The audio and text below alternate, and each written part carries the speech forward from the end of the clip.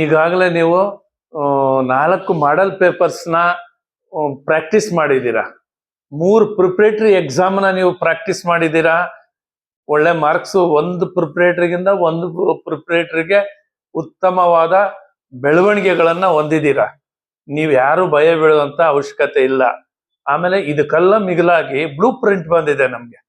4 marks question ಯಾವ lesson, 2 marks ಯಾವುದು, 3 marks ಯಾವುದು, ಇವೆಲ್ಲ ಬ್ಲೂ ಪ್ರಿಂಟ್ ಬಂದಿದೆ. ಇದಕ್ಕೆಲ್ಲ ಮಿಗಿಲಾಗಿ ಟೆಕ್ಸ್ಟ್ ಬುಕ್ ಓದಿರ್ತೀರ ನೀವು. ಇಷ್ಟನ್ನು ಬಿಟ್ಟು ಯಾವುದೇ ಕ್ವಶನ್ ಬರೋದಿಲ್ಲ. ಆ ಒಂದು ಕಾರಣಕ್ಕಾಗಿ ಈ ವರ್ಷ ನಾನು ಎಲ್ಲಾ ಕ್ವಶನ್ ಬ್ಯಾಂಕ್ ಬುಕ್ ಅನ್ನು ಯಾವುದನ್ನು ತಗೊಂಡಿಲ್ಲ. ಅದು ವ್ಯಾಪಾರೀಕರಣ. ಅದು ಕ್ವಶನ್ ಬ್ಯಾಂಕ್ ಬುಕ್ ನಾವು ದುಡ್ಡು ಕೊಡಬೇಕು, ತಗೋಬೇಕು.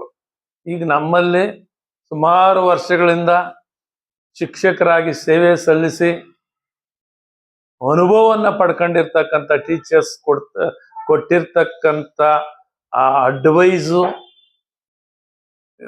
ಸಬ್ಜೆಕ್ಟ್ ವೈಸ್ ರಿವಿಷನ್ಸು, ಈ 4 ಮಾಡೆಲ್ ಪೇಪರ್ಸು, 3 ಪ್ರಿಪರೇಟರಿದು, ಇಷ್ಟೆಲ್ಲ ನೀವು ನೋಡ್ಕೊಬಿಟ್ರೆ ಅನುಮಾನನೇ ಇಲ್ಲ, ಡಿಸ್ಟಿಂಕ್ಷನ್ ಅಬೌವ್ ನೀವು ಮಾರ್ಕ್ಸ್ ತಗೊಳ್ತೀರಾ. ಇದಕ್ಕೆಲ್ಲ ಮಿಗಿಲಾಗಿ ಇಂಟರ್ನಲ್ ಮಾರ್ಕ್ಸ್ ನಾವೆಲ್ಲ ಸ್ಟೂಡೆಂಟ್ 18ರಿಂದ 20ವರೆಗೂ ಕೊಟ್ಬಿಟ್ಟಿದ್ದೇವೆ. ಒಳ್ಳೆ ಮಾರ್ಕ್ಸು ನಿಮ್ಮ ಬೆಳವಣಿಗೆಗೆ ಅನುಸಾರವಾಗಿ ಕೊಟ್ಟಿದ್ದೇವೆ. ನೀವೆಲ್ಲ ಒಂದು 40ರಿಂದ 50 ಮಾರ್ಕ್ಸ್ ತಗೊಂಡು ಇದೊಂದು 20 ಅಂದ್ರೆ 75 ಫಸ್ಟ್ ಕ್ಲಾಸ್ ಮೇಲೆ ಮಾರ್ಕ್ಸ್ ಬರ್ತದೆ ಎಲ್ಲರಿಗೂ. ಈಗ ನಾನು ಕೇಳಿದೆ, ಈ ಕೆಲವು ಕ್ರೈಸ್ಟ್ ಸ್ಕೂಲ್ ಸೇರ್ತೀನಿ ಅಂದ್ರೆ, ಇದು ಕ್ರೈಸ್ಟ್ ಕಾಲೇಜು, ಅಲ್ಲೆಲ್ಲ 95 ಅಬವ್ ಇರ್ತದೆ.